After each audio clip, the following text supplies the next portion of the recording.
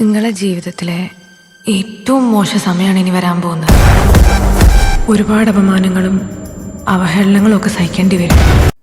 ചുരുളിയിലെ തെറിപ്രയോഗത്തിൽ വിവാദം പുകയുന്നു. ചലച്ചിത്രമേളയിലേക്ക് മാത്രമുള്ള സിനിമയെന്ന് തന്നെ തെറ്റിദ്ധരിപ്പിച്ചാണ് കുറഞ്ഞ പ്രതിഫലത്തിൽ അഭിനയിപ്പിച്ചത് എന്ന് നടൻ ജോജു ജോർജ് തുറന്നടിച്ചു.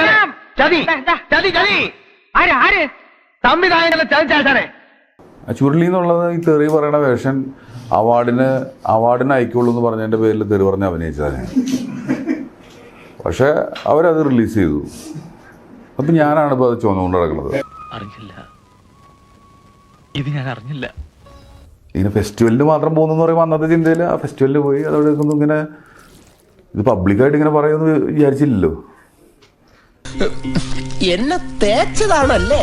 മക്കൾ പുതിയ സ്കൂളിലോട്ട് മാറി. അപ്പം സ്കൂളിൽ ചെല്ലുമ്പോൾ ആദ്യം എൻ്റെ മോളോട് സംസാരിച്ച ഒരു കുട്ടി സംസാരിച്ച ആദ്യത്തെ കാര്യം ട്രോള് കാണിച്ചു കൊടുത്തിട്ട് ഞാൻ പറയുന്നത് തെറിയാണ്. എൻ്റെ മോൾ എന്നോട് വന്ന് പറഞ്ഞൊരു കാര്യമാണ്, അപ്പ ആ സിനിമയിൽ അഭിനയിക്കരുതായിരുന്നു. പറ്റിപ്പോയടാ, വേണ്ട വേണ്ട ഞാൻ പലതവണ പറഞ്ഞതാ, കേട്ടില്ല. ഞാൻ തന്നെ.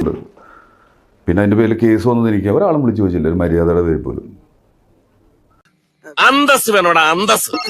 ഞാൻ ജീവിക്കുന്ന എൻ്റെ നാട്ടില് ഇതൊക്കെ ഭയങ്കര പ്രശ്നമായിരുന്നു. നീ തീർന്നടാ, നീ തീർന്നു. ഇത്ര അഹങ്കാരം പാടില്ലടാ. നീ തീർന്നടാ, നീ തീർന്നു. ഫുൾ തെറി പറയുന്ന നാടാണ്. പക്ഷെ ഞാൻ അങ്ങനെ പറഞ്ഞു കഴിഞ്ഞപ്പോ പ്രശ്നമായി. അരിയും മുങ്ങി മണ്ണെണ്ണയും മുങ്ങി മാസം തോറും കിട്ടണ പഞ്ചസാരയും മുങ്ങി. അല്ല, അതിൻ്റെ ഒരു മര്യാദ ഉണ്ടായിരുന്നു. അത് അങ്ങനെ വരുമ്പോൾ പറയേണ്ടതിൻ്റെ. എനിക്ക് പൈസ ഒന്നും കിട്ടിയിട്ടില്ല എൻ്റെ അഭിനയിച്ചാണ്. അപ്പം അതിൻ്റെ ആ കാര്യത്തിലൊക്കെ എനിക്ക് നല്ല ഞാൻ പ്രകടിപ്പിച്ചിട്ടുമുണ്ട്. അങ്ങനെയൊക്കെ പറയാൻ പറ്റുമോ? നമ്മൾ നാളെയും കാണണ്ടേ? സംഭാഷണങ്ങൾ സംബന്ധിച്ച് ജോജുവിന് വ്യക്തത ഉണ്ടായിരുന്നുവെന്ന പ്രതിഫല തുകയുടെ പകർപ്പ് പുറത്തുവിട്ട് സംവിധായകൻ ലിജോ ജോസ് പെല്ലിശ്ശേരി രംഗത്തെത്തി. തെളിവുണ്ടോ? ചിത്രീകരണ സമയത്ത് ആരും ജോജുവിനെ തെറ്റിദ്ധരിപ്പിച്ചിട്ടില്ലെന്നും GST അടക്കം 5,90,000 രൂപ ജോജുവിന് പ്രതിഫലമായി നൽകിയതിന്റെ രേഖയും ഫേസ്ബുക്കിലൂടെ ലിജോ പുറത്തുവിട്ടിരുന്നു.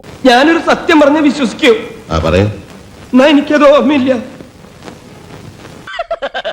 തൽക്കാലം ഇത്രയും മതി. വരട്ടെ. അപ്പൊ എങ്ങനെയാ, ഇവിടെയൊക്കെ തന്നെ കാണുമല്ലോ അല്ലേ?